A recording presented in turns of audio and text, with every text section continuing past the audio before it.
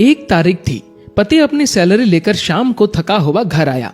पत्नी इसी इंतजार में थी कि कब पति आएगा। पत्नी ने उसके आते ही उसे गर्मा गर्म चाय पिलाई और पूछा कि सैलरी आ गई होगी आपकी आज तो। पति मुस्कुराहट के साथ बोला कि हाँ, और इस महीने ओवर टाइम का 12,000 रुपए बोनस भी मिला है।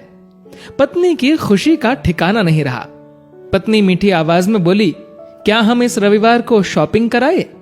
तो पति बोला कि ठीक है, लेकिन सिर्फ एक शर्त पर, कि यदि तुम हफ्ते में कम से कम एक बार मेरी मां से फोन पर बात कर उनका हाल पूछोगी तो। पत्नी ने दबी आवाज में हाँ कर दी। पति सिर्फ ये चाहता था कि उसकी मां और उसकी पत्नी के बीच जो भी अनबन है वह दूर हो जाए। ठीक 2 मिनट बाद पति के मोबाइल पर मां का फोन आया। उधर से मां बोली, कैसे हो बेटा? बेटा बोला, मां मैं ठीक हूं। मां ने सबका हालचाल पूछा तो पत्नी इधर मुंह बनाकर मन में सोच रही थी कि 1 तारीख है, अभी सैलरी आई है, इसलिए फोन करके पैसे मंगवाना चाहती है, लेकिन मैं 1 पैसा भी नहीं देने दूंगी इस बार तो। उधर मां बोली, बेटा थोड़ी मदद चाहिए। तो बेटा बोला, बोलिए मां, क्या हुआ मां? बोली, बेटा इस महीने 5,000 रुपए मिल सकते हैं क्या? पति हर काम अपनी पत्नी से पूछकर ही करता था। उसने ये बात अपनी पत्नी से पूछी तो पत्नी बोली कि बोल दो कि अभी सैलरी नहीं आई है। बेटे ने मां से कहा कि मां अभी सैलरी आने में टाइम है। मां बोली, बेटा कैसे भी करके भिजवा दो प्लीज, हॉस्पिटल में इलाज के लिए चाहिए। पति ने यह बात पत्नी से दोहराई। पत्नी बोली, मां से बोल दो कि सरकारी हॉस्पिटल में इलाज करवा ले।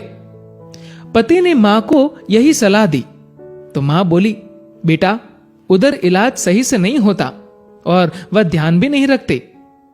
इस बार तो पत्नी को गुस्सा आ गया और वह अपने पति से बोली कि बोल दो उन्हें कि हमारे सर पर पहले से इतना बोझ है और अब इससे ज्यादा हम सह नहीं पाएंगे, इसीलिए सरकारी हॉस्पिटल में ही इलाज करवाओ। पत्नी के शब्द बिगड़ गए ये बोलते हुए कि वैसे भी 4-5 दिन की मेहमान है। पति इस बार बोला कि ऐसे तो मत बोलो मां के बारे में। इस बार पति को थोड़ा गुस्सा आ गया, लेकिन मन को शांत करते हुए मां से बोला, मां इस महीने नहीं हो पाएगा, इसलिए सरकारी हॉस्पिटल में ही करवा लीजिए आप इलाज। मां उधर से भीख मांगने लगी कि बेटा प्लीज 2,000 रुपए तो दे दो। तो पति आंखों में आंसू के साथ पत्नी से बोला कि कम से कम 2,000 रुपए तो देने दो। पत्नी गुस्से में थी, लेकिन जैसे तैसे मान गई और बोली कि ठीक है, बोल दो कि 2,000 रुपए भिजवा देंगे कल। तो इधर पति बोला, सासू मां आपको कल 2,000 रुपए भिजवा दूंगा। पति के मुंह से इस बार मां की जगह सासू मां सुनते ही पत्नी को चक्कर आने लग गई, जुबान लड़खड़ाने लगी, पसीना छूट गया और पति से पूछा कि क्या ये मेरी मां का फोन आया है? पति बोला, हां तुम्हारी मां का ही फोन है। मैं तो तुम्हारी मां को भी अपनी मां ही समझता हूं, लेकिन तुमने कभी मेरी मां को अपनी मां की तरह समझा ही नहीं।